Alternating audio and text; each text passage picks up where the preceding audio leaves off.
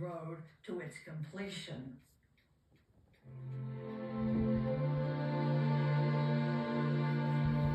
In a town full of monuments, there's one that stands above them all. The tallest, the simplest, the most straightforward, the most direct. Very much like Washington himself in that way, actually. Paul Goldberger is professor of design and architecture at the New School in New York and says the monument's iconic design was not, in fact, by design. Because Robert Mills, who designed the Washington Monument, originally envisioned a classical colonnade going around the bottom. Basically kind of like a round classical temple. They had all kinds of financial problems as well as political problems, and so only the obelisk was built. Construction began in 1848 and was painfully slow due to the challenge of 19th century crowdfunding, according to Mike Litterst, spokesperson for the National Mall. No one person could give more than $1 to the Washington Monument because they wanted it to be a monument of the people. But when everybody can only give $1 and you need $250,000 plus to finish the project, that's going to be a problem over time. Financial troubles aside, the monument had no shortage of groups who wanted to be associated with it. Stones came from all corners of America. And its stairwell's engraved stones give us a window into 19th century America. And here we have the Fire Department of Philadelphia proudly showing off what was, in 1854, a state-of-the-art fire engine. Masons, locomotive makers, temperance societies, a time capsule of states that were tenuously united.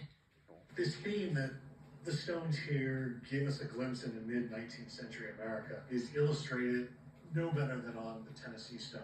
The Federal Union, it must be preserved. We're talking mid-1850s here.